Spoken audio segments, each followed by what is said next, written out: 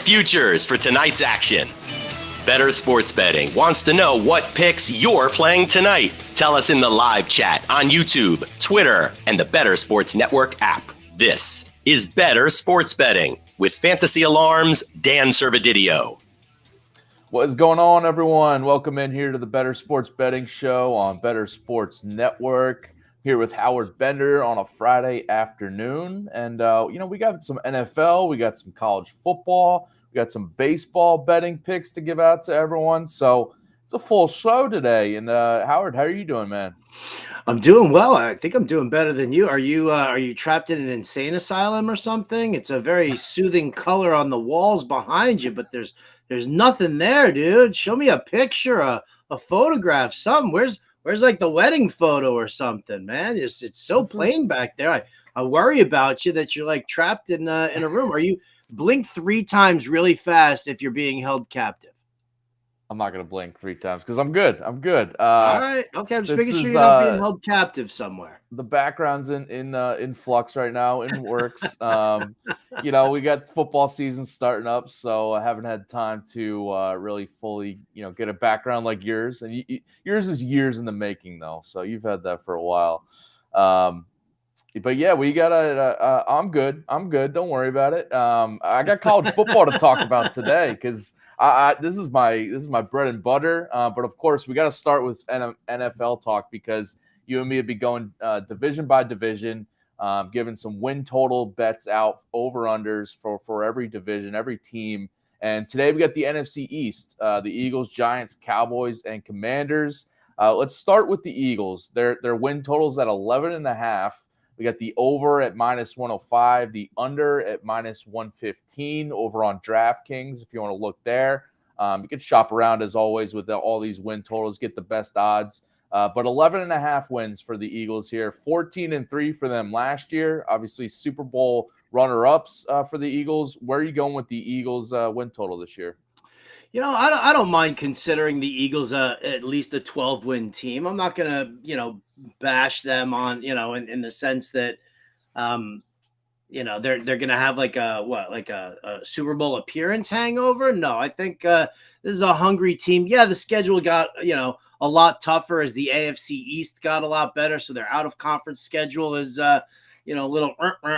But you know what, man? I mean. To think that, anything that happened from last year to this year in the off season is going to, give them 3 fewer wins, like 3 fewer wins. I don't think so. So yeah, I'm going to lean on the over here at -105 and I'll take the better odds.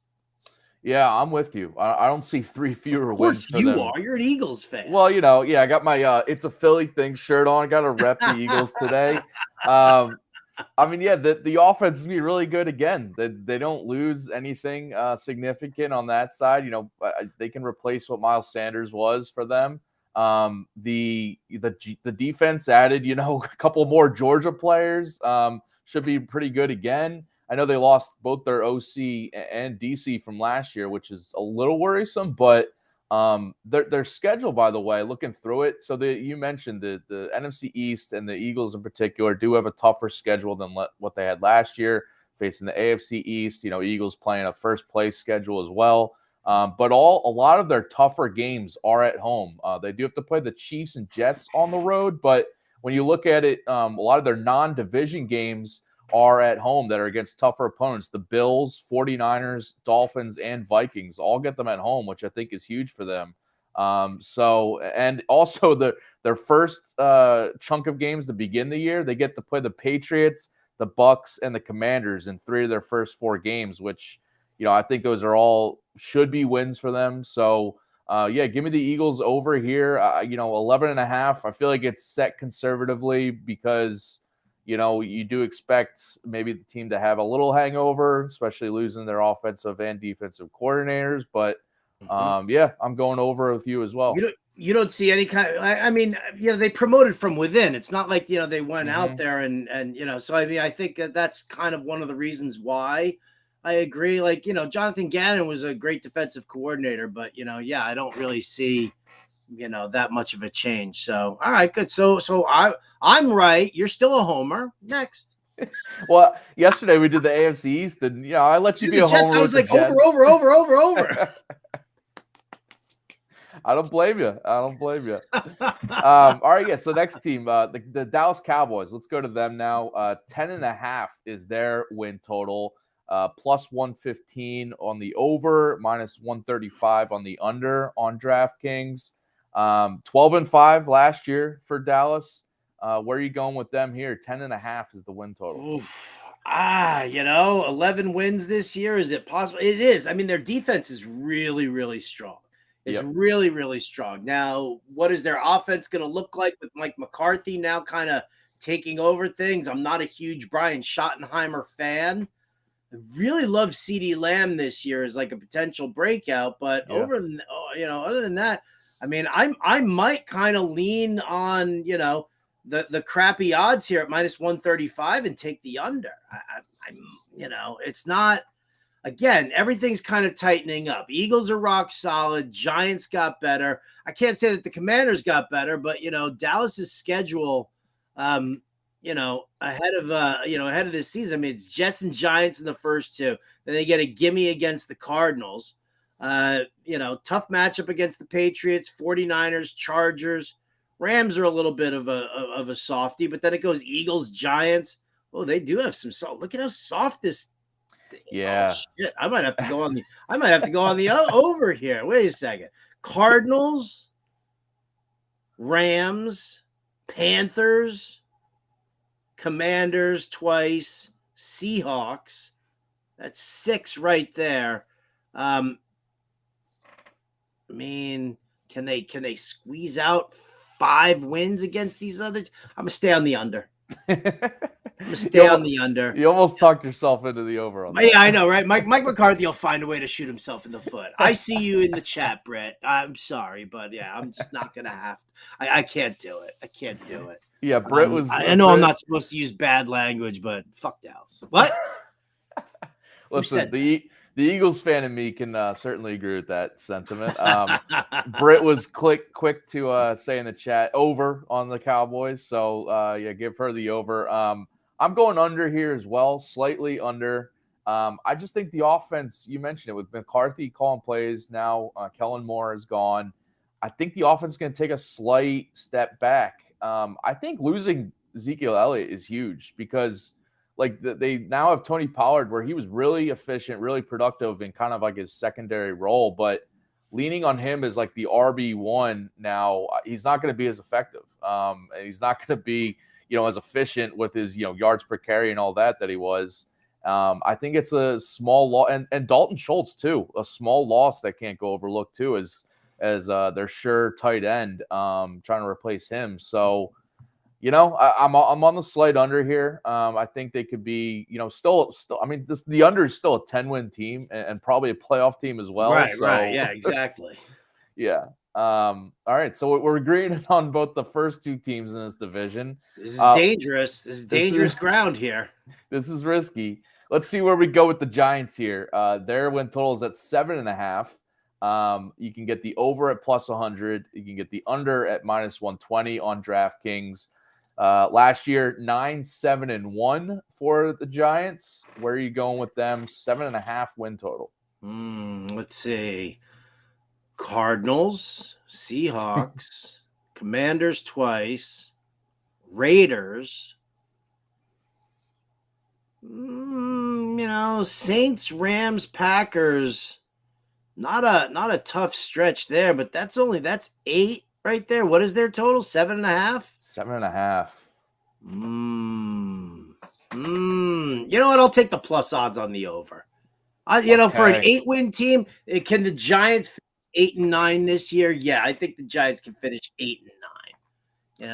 Yeah. I'll take the plus odds for that. I'm with you. I'm also going over here. I like that. Dalen Jones, what he had to do with that receiving core last year. All those injuries that they dealt with, and the fact that they were still a 9-win team is pretty remarkable. And I like that he's got another season now with Brian Daboll as his head coach. With that offense should be better. They bring in Darren Waller. They bring in Jalen Hyatt, the dynamic rookie. Saquon, the contract is under wraps. He's going to be there. I think this offense can be good. I just don't see them taking a huge step back from, being a 9-win team last year, assuming that they're not going to deal with, 6 injuries in the receiving corps. So right. Exactly. So I'm on the over here. I'll take the plus odds there too. So we're in agreement so far on 3 teams in this division. That's the worst, dude. That's the kiss of death right now. We're like, oh yeah, totally, man. That's complete harmony is like it's a bet killer. Yep, it is a bet killer. All right, let's see if we disagree on this last one then. The Washington Commanders, 6.5 is their win total. This was an 8-8-1 team last year. You can get the over 6.5 at plus 100, the under at minus 120 on DraftKings right now. Where are you going with the Commanders? I'm going to go with the under. Just trying to figure things out over there. Sam Howell still working towards things. The backup is Jacoby Brissett. It's not really, he doesn't move the needle. I think, Eric Bieniemy's got to, really figure out the components that he's got for this offense. I think I'll just tilt on the under here for the Commanders. 5-6 wins this season. Well, I'm on the under as well. Nuts. What are we doing here? This one is one I have more confidence in than like the Cowboys or Giants or Eagles, honestly, because I look at their schedule. It is rough because first of all, in their first half of the schedule, they have to go on the road to Denver. Then they get the Bills, Eagles, Bears, Falcons, on the road at the Giants, the Eagles again, on the road at the Patriots and Seahawks, all in their first 10 games. That's really brutal because especially you and I were both, saying that the Bears and Falcons are teams that can now take a step forward. I think we both like their over on their win totals. And those road games I mentioned, New England, Seahawks, it's not easy, especially in Denver. We talked about that the other day. And I think that's brutal. And the Washington Commanders don't get their bye week until week 14. So they have to do all this without any breathing room, any time off, for adjustments, especially with a young quarterback like Sam Howell. I could see him struggling a little bit. Maybe they go to Brissett to kind of even things, get a veteran guy in there. But I just see some struggles, especially early in this schedule. I'm on the under 6.5. Okay. We got Britt commenting in saying clean sleep. Clean sleep. We need some controversy. We don't need controversy. What we need is to get our heads examined because we're on the same path here right now. And maybe it's just that easy, man, that we're both seeing this this way. I mean, maybe it's just that easy for it. Because I feel like every division we've gone through, there's at least 2 teams that we have disagreed on. So this is just the first one where we're on the same wavelength for the NFC East, I guess. All right, so those are your NFC East win totals. Again, you can listen back through our previous shows to see where we stood on some of the the AFC South, the NFC South, the AFC East. I think we've done 6 divisions so far. We got a couple more here, so. We'll be, before the season starts, we'll bang out these other 2 and then see, we'll be tracking throughout the season, see how we're going, see where teams are trending. I think we'll be fine with every division except for this one.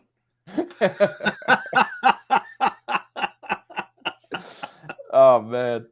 All right, so those are your NFL bets. And by the way, we got some preseason games tonight. We don't, yesterday's show, me and James Grande gave out some picks, which we hit on a few for last night's 2 preseason games.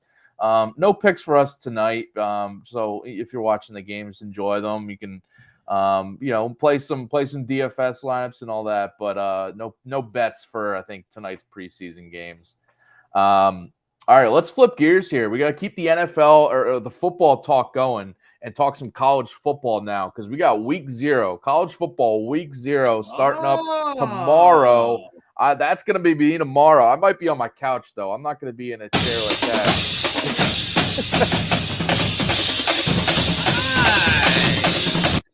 Let's go. Yeah, I'm going to be comfortable tomorrow watching these games. We're going early. We got started early with a game in Dublin, Ireland, actually. Wow, who's playing in Ireland? We got Navy and Notre Dame kicking off from Dublin, Ireland. How about that? Really? I mean, all right. I guess Notre Dame, that makes sense. But Navy. So our Navy is invading Ireland this weekend here for week 0. I don't know how I feel about that. It kind of seems a little aggressive, if you ask me. Right? Not only are we forcing college football, American football on them, but we're doing it with our Navy. We're like sending our fleet over there to join our clergymen. I don't know how I feel about this one here, but okay. All right. Please tell me I can take Navy. Probably not. if I was going to make a pick on this game against the spread, because Notre Dame is 20.5-point favorites right now. You could look around. It's been bouncing back between 21-point favorites, 20.5. So Notre Dame is expected to win this first game pretty handily, but I would back Navy if anything. I am looking my best bet for here. And by the way, you can go right now to fantasyalarm.com. I wrote up full details on all my picks for week 0, all my betting picks, so you can check out some more in depth there. But my pick for this game, though, I'm going with the first half under 25.5. Not the sexiest pick for the first game of the season, rooting for no scoring in the first half. But I don't need sexy. I need win. I think this is the one to make, because I looked at you can look at the full game under too, but I like limiting this just to the first half. So Notre Dame brings in probably the top quarterback transfer in this offseason. Sam Hartman was really good at Wake Forest, but it's a much different offense than what he was running at Wake Forest. Notre Dame is going to be a run-heavy unit here. They're replacing a lot of guys from the receiving core and tight end. Michael Mayer was their stud tight end last year. Mm-hmm. He's now in the NFL, and he was pretty much accounting for a lot of their receiving last year. And I think there's going to be a little bit of growing pains with this offense. Also bringing a new offensive coordinator, so just a slightly different system there. I think, Hartman's going to take a little time to gel. Might take a first half, might take a full game, might take a couple games for him to start gelling with these receivers. And overall, I think Notre Dame is just going to go with a kind of a run focused offense. And Navy, historically, a triple option offense, right? They actually bring in a new offensive coordinator who is apparently going to try to add in some passing, a little bit more passing plays to this triple option, but it's still going to be, a run heavy triple option offense. I think it's going to take some time to kind of gel with the adding in of the passing plays. But overall, I think both teams are going to be playing kind of the possession game early on in this one. And Notre Dame's defense is really good, brings back a lot. So I think they're going to – I don't see Navy scoring much at all in this game. I think overall it's just going to be a low-scoring grinder. So I'm going the under in the first half. Okay. All right. Listen, I can dig on that. Absolutely. Under 25.5. All right. Yeah. I mean, listen, Navy, with Navy's, what do they run? Like the triple option? Yeah. Right. Quadruple option. I mean, it's like, right. It's like that scene in Remember the Titans where he's like, I run 4 plays. They're all V'ers. Right? It's like, all right. So yeah, I think they can, they can slow it down.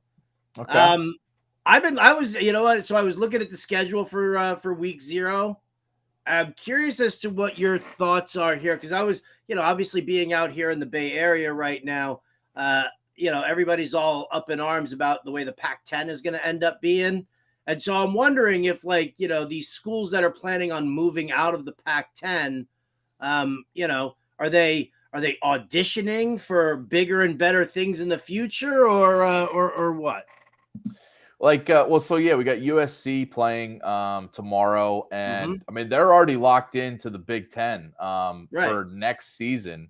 And it's weird because you got so many moving parts, and on the one hand you could see all right, USC really wants to prove that it can just dominate the it's Pac-12, by the way. It's no longer the Pac-10, but whatever the hell that thing. It's eventually going to be like the Pac-2. Oh, Sonny, back in my day, we only had 10 teams in the Pac division, and they were all on the West Coast. Now I don't even know where they are. All in the middle of the country, and they're on the East Coast. I don't get it. Yeah, the Pac-24. Yeah, eventually it's going to be. So next year we got USC, UCLA joining the Big Ten, and some other schools too now from the Pac-12.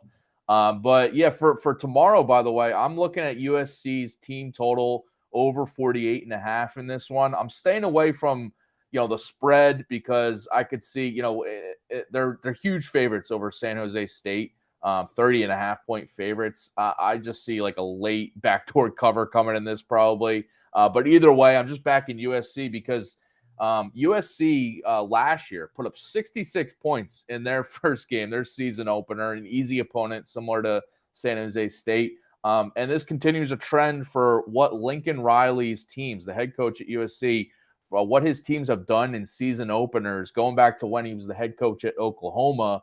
His teams just come out strong in the first games, and they're usually against, softer defenses, easy opponents where it should be, a clean, easy win. And the offenses have really dominated here. I have some stats in the article over on Fantasy Alarm, but they've scored, 48 plus points in 5 of their past 6 season openers. So just barely right on this team total. And averaging over 50 points per game in these all these season openers. So this offense, Caleb Williams back as the quarterback here, the reigning Heisman winner, going to be probably the first overall pick in the NFL draft. Even against an easy opponent, I see him having a big game. This offense is loaded, tons of weapons. Bringing a top transfer, Dorian Singer, top receiver transfer to replace Jordan Addison, who's now in the NFL, but that's not going to really matter in this offense that spreads the ball around plenty. It doesn't rely on one playmaker like Addison. But, just give me the offense to put up points. I like their first half over as well, a team total first half over. Britt Flynn commented in our chat, by the way, saying she likes San Jose State plus 30.5 in this game. Again, I could see a late cover here, and because in the second half we're gonna get some backups in, especially the USC defense having some backups in. It scares me, so staying away from anything having to do with San Jose State. But I am backing their USC offense against San Jose State's defense at least. All right, I can dig it. Any more? Well, you know what? We actually have your best bets article. Over let's end it right there. I don't want to. All right, can't give it away. Get your asses over to fantasyalarm.com. If you're not part of the All Pro package, you don't have a subscription over there. It's time you got it. All right, go to fantasyalarm.com/draft. Take that 7-day free trial that we've got going on right now. Okay, sign up for the All Pro. Get the 7-day free trial. Take all of Servo's best bets here. Check out his DFS. Him and Pete Cole are doing DFS stuff over at fantasyalarm.com as well. And so you'll get all of that content, win some money here in week 0, maybe bet some baseball as well. And then I'll just pay for your subscription. So fantasyalarm.com/draft. That's the way it is. Servo's not giving out any more college football bets here. Servo, no, stop it. Don't even. So go check that out. Later today, I will have the college football DFS playbook out, so you can get your DFS lineups in for all these games as well. So keep an eye out for that. And Howard mentioned, the cheat sheet. I noticed you updated the cheat sheet, so everyone getting their fantasy football drafts. You gotta listen. I had a draft last night. Printed out the cheat sheet. Players were falling down the draft board left and right in my draft. And I was like, Howard's rankings here are just, I feel like I'm stealing right now. So it's crazy. Yeah, there's so much movement going on there in the fantasy realm. I don't want to, it's a betting show, so we'll stick to betting, but from the fantasy perspective, there's a lot of, what it is. And this is going to reflect, we're going to see this a lot because I'm going to do the best bets for NFL this season as well. And it's going to affect a lot that I think a lot of people are missing the fact that there are 16 new offensive coordinators this year, 5 new head coaches, 16 new offensive coordinators. There's going to be a lot of things to kind of balance out. And I think a lot of people, I definitely know a lot of people in the fantasy realm are kind of overlooking that. In the betting world, we're not going to. Best bets, prop bets. I mean, I can't wait to like completely dive in on some of these games, especially with Denver playing some very interesting early season home games. That's always a good move for you to be betting Denver at home in the early part of the season. They're the only team that's able to like kind of function early in the year and at that altitude. Yeah, I mean, we got so many. You mentioned the coaching changes, but so many like quarterback turnover too. As some key teams, like Derek Carr now in New Orleans, Jimmy Garoppolo with the Raiders, multiple rookie quarterbacks now in the mix. We were just talking about Sam Howell now the starter for Washington. So yeah, get on this cheat sheet and the draft guide as well. All right, let's flip gears now, talk some baseball, because we got a full slate of baseball games tonight to bet on. And me and Howard got some picks here. So what is your best bet for Friday night, Howard? Best bet tonight, I'm taking the Astros-Tigers game over 9 runs. You got Framber Valdez against Matt Manning. Detroit, they haven't been great against lefties all year, but Detroit, they've been powering up over the past week. Take a look at those isolated power numbers. I think like 11 home runs off the team in the last in like the last 6 or 7 games that they've had. Framber Valdez has just been, I don't even know. I mean, maybe he's tired. Maybe he just secretly sucks. I don't even know what is wrong with Framber Valdez, but there's something wrong with him. And then you give me this Astros lineup against Matt Manning, over 9 runs at plus 100 at BetMGM. This was, I would say, maybe like 4 or 5 hours ago. The line was 8.5, and and the over was minus 120. But everybody, for whatever reason, started betting the under, or they bet the over a little heavily, and then all of a sudden it like popped up to 9. But you're going to give me plus odds on that? Nope. Yeah. I'll take the over 9. Yeah, I like that too. And it's moving more in that direction. DraftKings minus 102 now to the over 9. Oh, so perfect, right? Perfect. It's going to be 9.5 at some point. The best part is you're sitting there with the 9 runs that if you push, so be it. Then it's you're not losing any money on that. So it's plus odds to hit that over.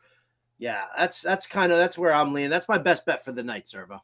What about you? All right. Well, before I get my best bet, I got to touch on this game too, because I got a pick here. And Howard, we agree again on something here,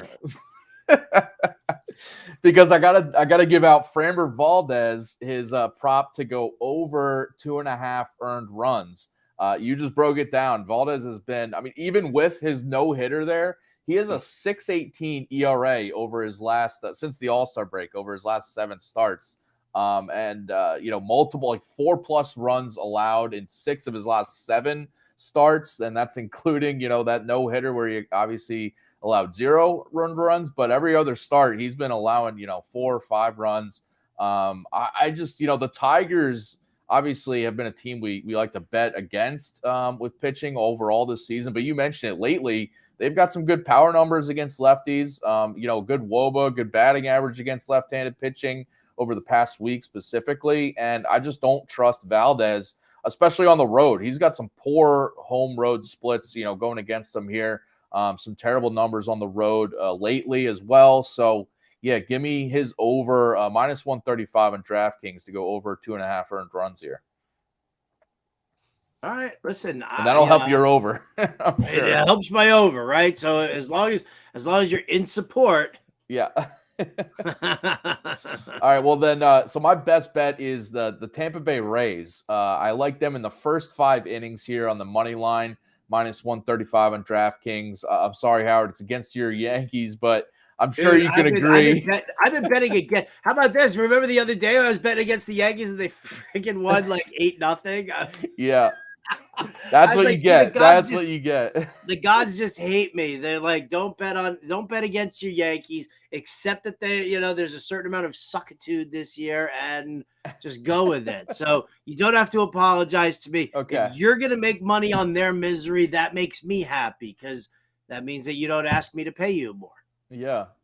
There you go. So obviously on the surface, it's Garrett Cole versus Zach Eflin. You'd think we'd like to back Cole here, but the mismatch of these offenses is so glaring lately, and it's like that's what the big difference maker here, because the Rays against right-handed pitching over the past 2 weeks are the best offense in baseball in this split. A 432 WOBA, 186 weighted runs created plus, a 1024 OPS against righties over the past week. So this offense, even though Wander Franco is not there, this offense is getting to right-handed pitching.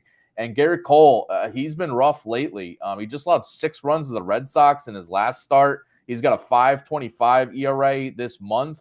And I just like this Rays offense to give Zach Eflin enough run support because Eflin, he's had some shaky outings himself, but when he's at home, he's a much different pitcher, much better pitcher. He's got a 2.96 FIP at home this season, 3.03 ERA, still very good at home overall. And the Yankees, I mentioned the mismatch of offenses. The Yankees against right-handed pitching are the worst offense in baseball over the past 2 weeks in multiple categories.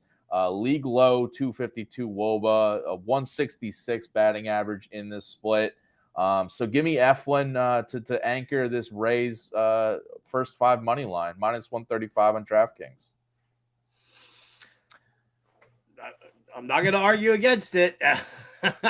No, sir, but you don't want to bet against the Yankees. They're so good. They're so good. Despite what the numbers say, you want to roll with it. No, okay. Okay. You know what? I'm gonna go for what you call it.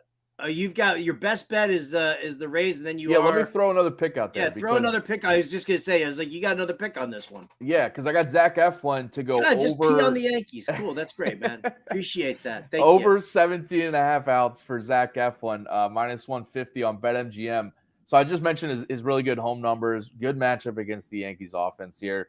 But this outs number is really intriguing because the Rays have an interesting situation here. They just ran a bullpen game yesterday, used up like 5 of their key relievers for 20 to 30 plus pitches for each guy.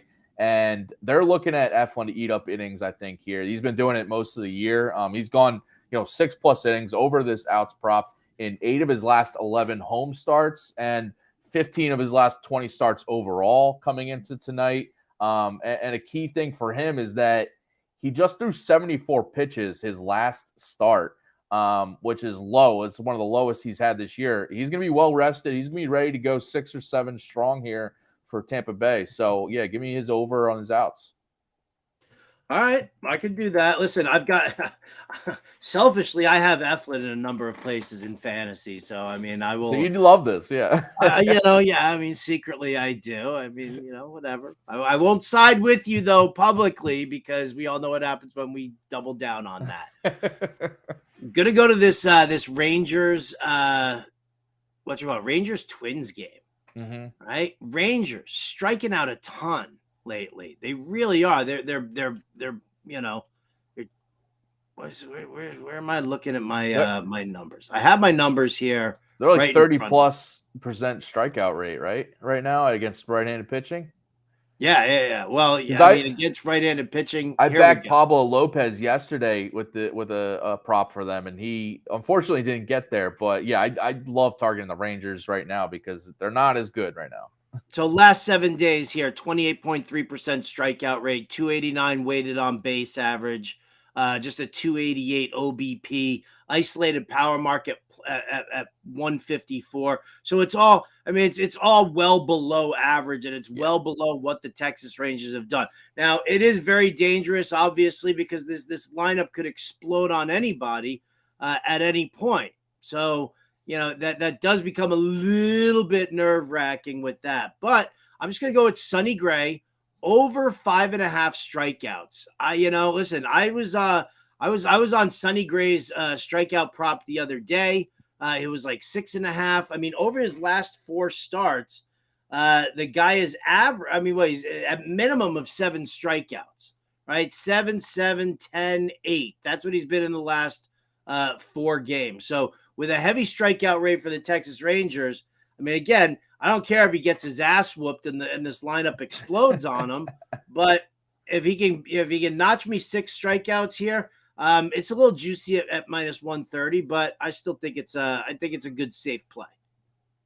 I like that. Yeah, I looked at Sonny Gray's strikeout prop tonight too. Ultimately didn't go there because I was burned by Pablo Lopez last night, as I mentioned, and he ended up only having 4 strikeouts, gave up 5 runs in that one. But yeah, I looked at that Rangers matchup as one to target with right-handed pitching, and Gray's another guy.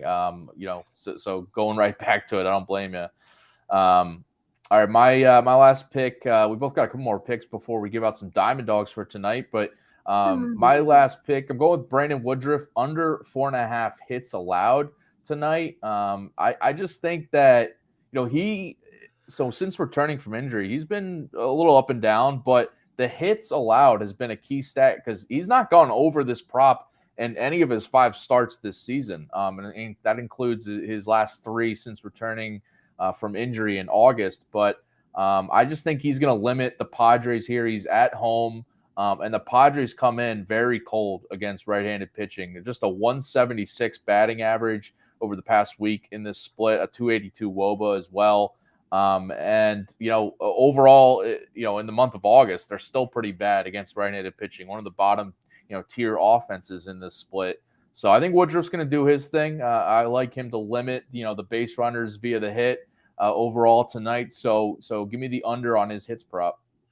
I like that. You know what? Speaking of teams that really suck and struggling against right-handed pitching, it's not just in the recent. It's been all season long. But I mean, the Kansas City Royals have just been, just a hot mess, right? I mean, just an absolute disaster this entire time. And they faced Bryce Miller tonight in Seattle. I'm a big fan of Bryce Miller. I know he had a little bit of a hiccup where he gave up like back-to-back, 6-run games in his outings, but his last 3 starts, I think, have been absolutely rock solid for him. Kansas City, as cold as you could possibly get over the last week. They have the league worst weighted on base average. They've just been terrible. So Kansas City Royals under 3.5 runs minus. I'm like Mr. minus 130 today. So I'm gonna have to make that up to you guys with the Diamond Dogs, right? So best bet was plus 100. 2 other bets are at minus 130. I'm gonna have to dig deep. Yeah, you got to get some plus money there. But we got Michael Rojas commenting in our chat here. Braves at the Giants, over 3.5 runs in the first 5 innings. What do you think about that one? Versus Webb. That's a tough matchup. I mean, but it's first 5 innings, so Giants have really been bad. I really like Strider tonight against them, but I do love Logan Webb too. So I would lean the under there, honestly. Where are you betting this, Michael? I want to see what the odds that we're looking at here. Coincidentally, I'm looking at DraftKings minus 130 to the over there. Wow, really? All right, I'm on BetMGM. Let me shop around here a little bit because you better shop around. I mean, the Giants' offense versus right-handed pitching has not been great. I think I like Strider. Wow, overall. First 5 minus 110. Over 3.5 for the first 5 is minus 110 over on BetMGM. So that's much better than the. I would definitely bet the minus 110 then. I mean, they've got minus 120 for the under. What about Caesars? Let me look. I do like. We've talked about this before when talking, baseball betting. I do like, just kind of going contrarian when you think it's going to be a dominant pitching matchup and just taking like overs. Like this full game is at 7 on DraftKings. The full game total is at 7, and like I would lean to the over on that. I think the Rays Yankees total was at 7. Like you kind of lean probably to the over there just because. I know, like, obviously the pitching matchups kind of point to the under, but the amount of times, you get a game that goes over like a total that's at 7 or 7.5. is more often than you think. But Michael Rojas saying he's betting on the Atlanta's hot bats here. Hot bats. Yeah. Right. So thinking maybe Logan Webb kind of peters out a little bit. I don't hate it.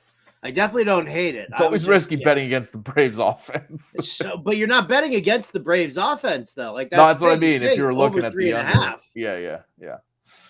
I think either way, I'm talking myself more into liking the Braves in the first 5 innings here. I mean, I think if anything, we get the Braves offense and we get Strider doing his thing against the Giants offense. So only for a full game there, the only minus 148 favorites on the money line for the Braves tonight, if you're looking that way at all.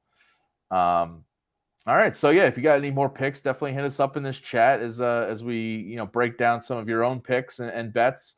Let's give out some plus money picks. We got some diamond dogs out for the people, so let's get to that. I'm rounding up the diamond dogs. Who the are the Diamond Dogs? It's just a group of people who care, Roy. Not unlike folks at a hip-hop concert whose hands are not in the air.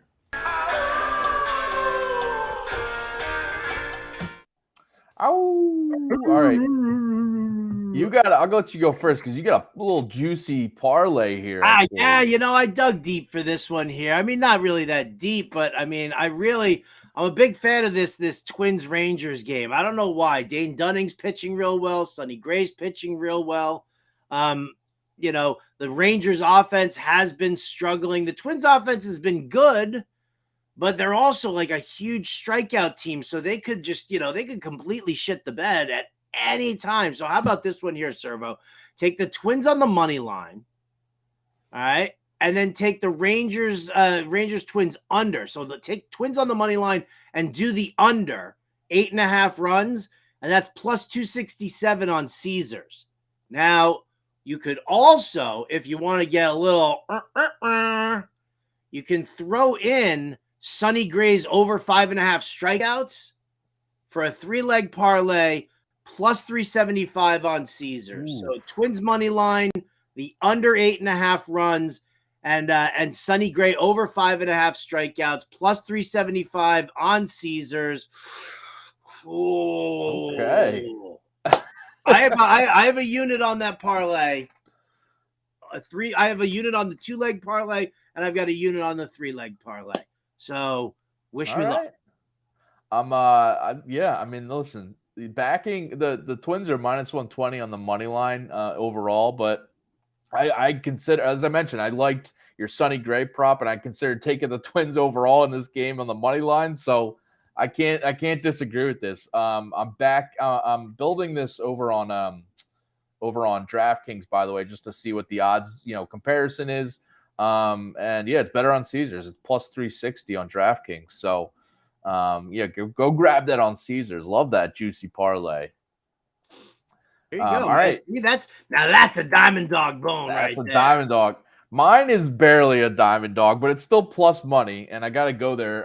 Bryce Harper has been looking like MVP Bryce Harper lately, and I'm going with his over 2.5 hits, runs, RBIs here, plus 105 on DraftKings.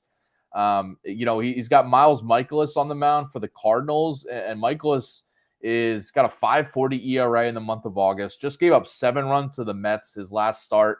The Phillies come in crushing right-handed pitching lately, and Harper's been a big part of that. He's hitting 462 over his last 7 games. He's got 5 home runs in this 7-game stretch too. Over 2.5 hits, runs, RBIs in 6 of his last 7. Better home numbers, better numbers against right-handed pitching. Just a lot of factors go. And the cherry on top, he's got good career numbers against Michaelis. 5 for 12 with 2 homers in his career in that matchup. So yeah, give me Harper to stay hot here and go over that hits, runs, RBIs. Even though it's at 2.5, I get plus money on it. I've got a little Brian Harper sitting in my DFS lineup tonight. Oh, okay. Well, speaking of DFS, stay tuned after us at 5 p.m. Eastern, the Quick Pitch MLB DFS live show with John and Pemba and James Grande. So you can, stay in the baseball mindset for at least another hour after that. 7 p.m. Eastern, high stakes fantasy football show with Eric Balkman And then 9 p.m. Eastern, we get the Dynasty Nerds with Garrett Price. So yeah, good luck with all your bets tonight. The week 0 college football bets, hopefully I hit on a few for you guys. Again, go check out fantasyarm.com, get the All Pro subscription for the MLB best bets for tonight by Josh Wagner, the DFS playbook and value plays for tonight. Keep an eye out for the college football DFS playbook that'll be out a little bit later today, and the best bets article, as I mentioned, but also obviously the fantasy football draft guide, the cheat sheet, everything to get your fantasy football needs for this week. And I'm sure people have drafts this week, and I know I got one on Sunday, so I'll be printing out that cheat sheet, the updated cheat sheet from Howard. So definitely take advantage of all that stuff. All right, Howard, awesome stuff today. Hopefully all of our NFC East win totals hit, but we'll see. We'll keep track. Fingers crossed. We'll keep track. All right, enjoy the night in sports, the weekend in sports, and we'll see you guys later. Yeah, love that. We'll see you guys later.